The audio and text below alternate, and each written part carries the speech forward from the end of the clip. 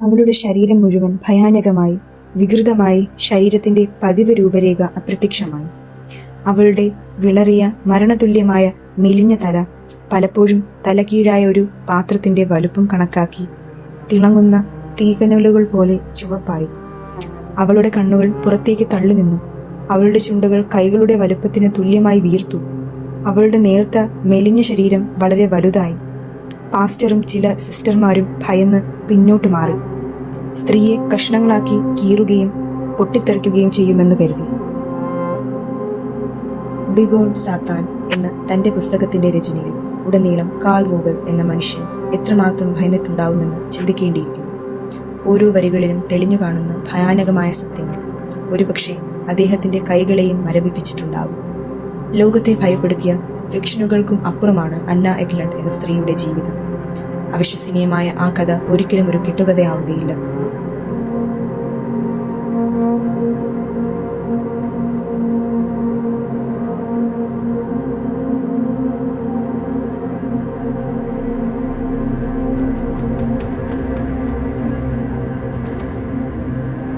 ആയിരത്തി 1882 Emma Schmitt അഥവാ അന്ന എഗ്ലണ്ട് എന്ന പെൺകുട്ടിയുടെ ജനനം. ചെറുപ്പത്തിലെ അമ്മ നഷ്ടമായ അന്നയുടെ ജീവിതം പിതാവായ ജേക്കബ് എഗ്ലണ്ടിന്റെ സംരക്ഷണയിലായിരുന്നു. തികച്ചും സ്വാഭാവികമായ ഒരു കുട്ടിക്കാലമായിരുന്നു അവളുടേതും. 20-ാം നൂറ്റാണ്ടിന്റെ തുടക്കകാലങ്ങളിൽ ആണ് അന്ന എഗ്ലണ്ട് എന്ന പേര് ലോകമറിയുന്നത്. തന്റെ 14-ാം വയസ്സ് മുതൽ അന്നയുടെ പെരുമാറ്റങ്ങളിൽ ചില വ്യത്യാസങ്ങൾ പ്രകടമാകാൻ തുടങ്ങി.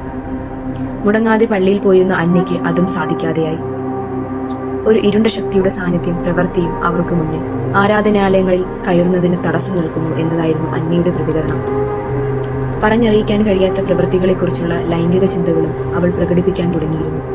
ഇതോടെ അന്ന എന്ന പെൺകുട്ടി വലിയ സംസാര വിഷയമായി. അന്നയുടെ അസ്വാഭാവികമായ ഈ പെരുമാറ്റം ഒരു തരത്തിലുള്ള ബാധയായി കണക്കാക്കപ്പെട്ടു. തുടർന്ന് 1908 ഫാദർ തിയോഫിലസ് റീസിംഗറിനെ ബാധ ഒഴിപ്പിക്കൽ നടത്താൻ വിളിക്കുകയും 1908 ജൂൺ 18 അദ്ദേഹം അത് വിജയകരമായി പൂർത്തിയാക്കുകയും ചെയ്തു. ശേഷം അന്നയെ പ്രഗത്ഭരായ പല ഡോക്ടർമാരും നിരീക്ഷിക്കുകയുണ്ടായി. എങ്കിലും കാര്യമായി യാതൊന്നും അവർക്ക് കണ്ടെത്താൻ കഴിഞ്ഞില്ല. നീണ്ടകാലം പള്ളിയിൽ പുരോഹിതരുടെ പഠനങ്ങളും അവൾക്ക് മേൽ നടന്നു. ഈ കാലയളവിൽ അന്നയിലെ ചില പ്രത്യേകതകൾ അവർ കണ്ടെത്തി. താൻ ഒരിക്കലും പഠിച്ചിട്ടില്ലാത്ത, കാണുക കൂടി ചെയ്യാത്ത പല ഭാഷകളും അവൾ അനായാസമായി വായിക്കുന്നത് അവരിൽ അത്ഭുതമുണ്ടാക്കി. പരിശുദ്ധമായ പല മതഗ്രന്ഥങ്ങളുടെയും സാന്നിധ്യം അവളിൽ വലിയ രീതിയിൽ അസ്വസ്ഥതയുണ്ടാക്കി.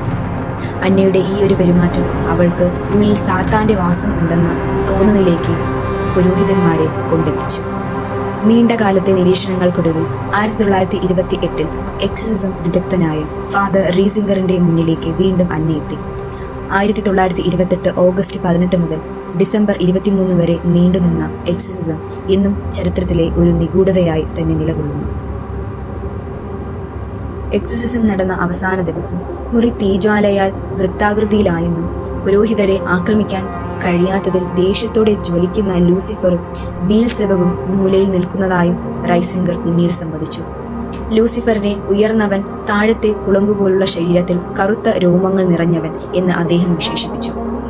ദർശനത്തിന്റെ അവസാനം മുറി വിറയ്ക്കുകയും വലിയ ഊർജ്ജസ്വലതയോടെ മുഴങ്ങുകയും നിശബ്ദമാവുകയും ചെയ്തു.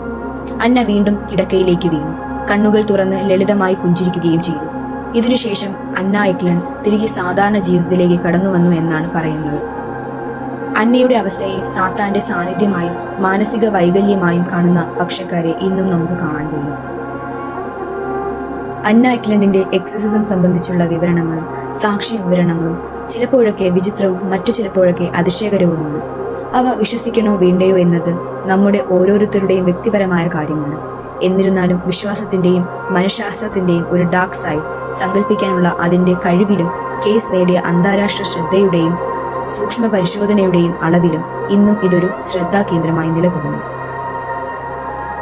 പൈശാചിക കടന്നുകയറ്റത്താൽ ജീവൻ തകർന്ന അന്നയ്ക്കും മറ്റു പലർക്കും ഫാദർ റീസിംഗറിന്റെ വാക്കുകൾ ഓർമ്മകളിൽ നീണ്ടു നിൽക്കും. They path a fiends of hell, begone Satan.